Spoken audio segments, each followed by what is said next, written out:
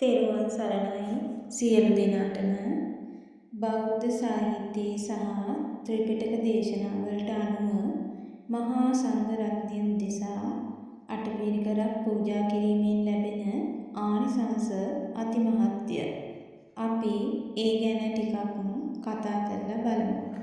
අටපිරිකරට අයත් දේවල් පාත්‍රය, සිවුර, තනිපට සිවුර, අඳනය, පටිය, දැලිපිහිය, ඉදි කටුව, පෙරහන් කඩය.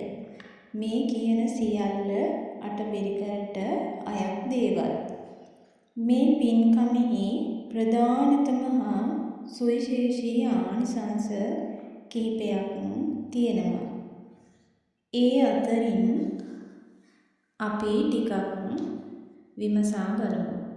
අපිට ගන්න පුළුවන් අටපිරිකරයක් පූජා කරොත් ලැබෙන ආනිසංස විදිහට භික්ෂු භාවයෙන් පැවිදි වීමේ වාසනාව ලැබෙනවා.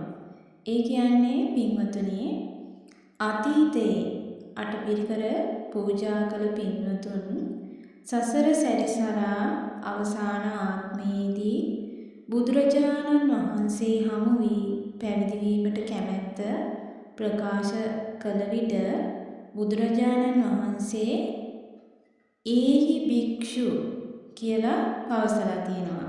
ඒ කියන්නේ මහණෙනි මෙහි එන්න යයි බුදුරජාණන් වහන්සේ වදාලා තියෙනවා.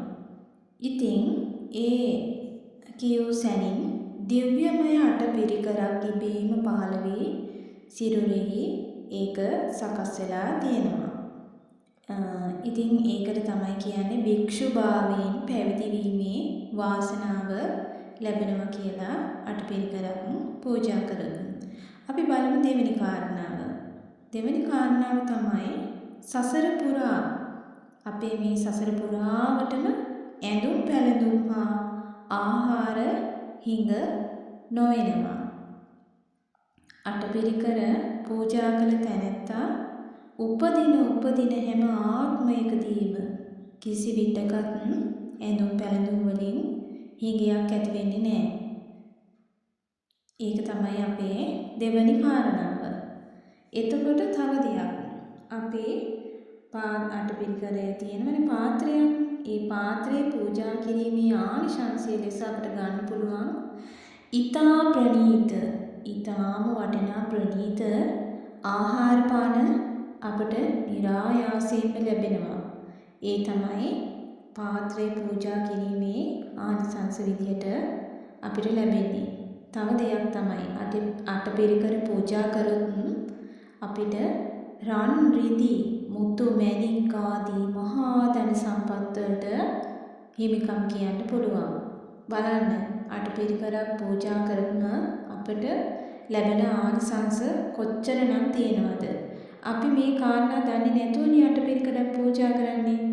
එතකොට අපි මේ අටපිරිකර පූජා කරනකොට මේ කාරණා දැනගෙන මේ කාරණාවල් හිතේ තියාගෙන අපි පූජා කරොත් කොහොම ආනිසංස අපට ලැබෙයිද? අපි ඉතින් මොහේ අර අටපිරිකරක් පූජා කරන්නම් වාලේ පූජා කරනවට වැඩිය මේ වගේ කාරණා දැනගෙන පූජා කරොත් අපිට කොච්චර ප්‍රතිඵල අත් කරගන්න පුළුවන්ද කියලා හිතලා බලන්න.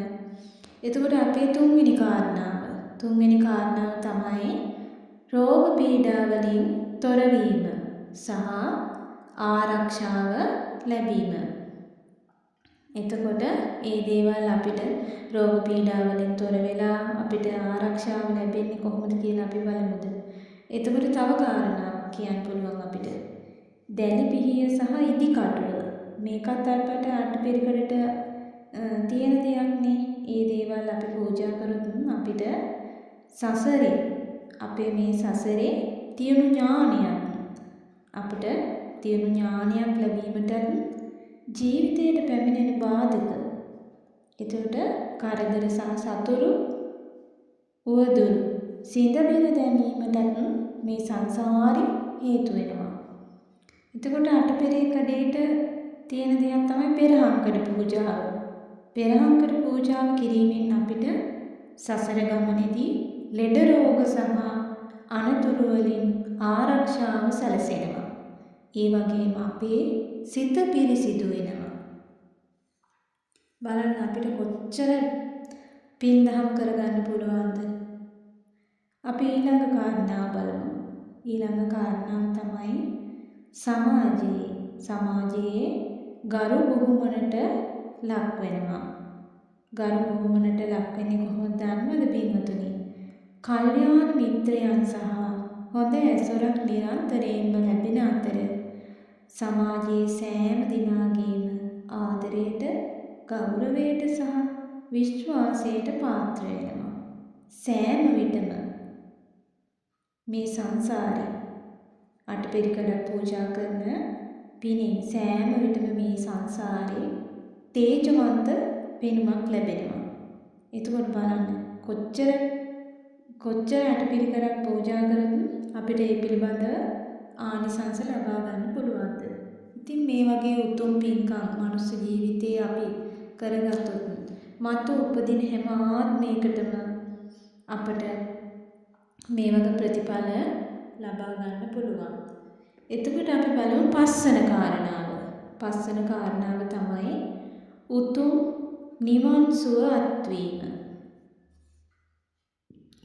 ඒ කියන්නේ සියලු ලෞකික සැප සම්පත් කෙලවර සසර දුක නිවාලන උතුම් චතුරාර්ය සත්‍ය අවබෝධ කරගෙන නිවන් දැකීමට මේ පින්කම ප්‍රබල පාරමිතාවක් බවට පත් වෙනවා. මං හිතනවා මේ ටික අහගෙන ඉඳපු ඔබ සියලු දෙනාටම අටපිරිකරයක් පූජා කිරීමෙන් ලැබෙන ආනිසංස ගැන දැන් හොඳ අවබෝධයක් තියෙනවා කියලා මං හිතනවා. එතකොට අපි විශේෂ කාරණාවක් ගැන දැනගන්න ඕන. ඒ තමයි අටපිරිකරක් පූජා කිරීමේදී එය නියමිත ප්‍රමිතියෙන් යුත් භික්ෂූන් වහන්සේ නමකට සැබවින්ම පරිහරණය කළ හැකි උසස් තත්වයෙන් අටපිරිකරක් වීමෙන් පිනෙහි ආනිසංස තව තවත් අපට වැඩි කරගන්න පුළුවන්. එතකොට දැන් ආනිසංස 5ක් ගැන කතා කරා. අපි පළවෙනි එක තමයි භික්ෂු භාවයෙන් පැවිදි වීමේ වාසනාව ලැබීම. දෙවෙනි ආනිසංසය තමයි සසර පුරා ඇඳුම් පැළඳුම් හා ආහාර හිඟ නොවීම. තුන්වෙනි කාරණාව තමයි රෝග පීඩා වලින් තොර වීම සහ ආරක්ෂාව ලැබීම. හතරවෙනි කාරණාව තමයි සමාජයේ ගරු බුහුමනට ලක්වීම. පස්වෙනි කාරණාව තමයි උතුම් නිවන් සුව අත්වීම. බලන්න අටපිරිකරක් පූජා කරාම අපට ලැබෙන ප්‍රතිඵල. අපි මේ ආනිසංස ගැන දැනුවත් වෙලා අටපිරිකරක් පූජා කරොත් අපිට කොච්චරනම් ප්‍රතිඵල ලැබෙනවද? ඉතින් ඒ වගේම අපි මේ වගේ වටිනා බෞද්ධ අදහස් දැනගන්න පොතපත කියවන්න ඕන. බණ දහම් අහන්න ඕන. ඉතින් ඒ වගේ අපිට මේ වගේ වටිනා දේවල් දැනගන්න පුළුවන්. මේ වගේ වටිනා අපි වටිනා දේවල් බුදුදහමට නැඹුරු වුණොත් අපි නොදන්න කාරණා ගොඩාක් අපට දැනගන්න පුළුවන්. බුදුරජාණන් වහන්සේගේ සත්‍ය බුදු ගුණ බලයෙන් ඔබ සියලු දෙනාටම තෙරුවන් සරණයි. ඒ වගේම බුදුරජාණන් වහන්සේගේ සත්‍ය බුදු ගුණ බලයෙන් ලෝවැසි සියල්ලන්ටම සිතක් සාන්තියක් වේවා කියලා මම ප්‍රාර්ථනා කරනවා.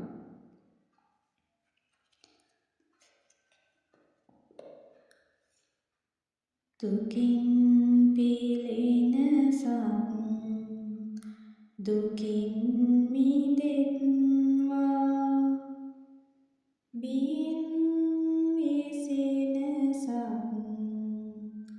බිය නැති වෙත්වා සොවින් තැවෙන සැම සොම්නස් වෙත්වා නිතින් මේ හැම සක් සුවපත් වෙත්වා නමස්කාර වේවා බුදු රුවනට සැමදා මම බුදු සරණ යමි නමස්කාර වේවා දම් රුවනට සැමදා මම දම් සරණ යමි නමස්කාර වේවා සංඝරුවනට සැමදා මම සංඝ සරණ යමි නමස්කාර වේවා දෙවනුත්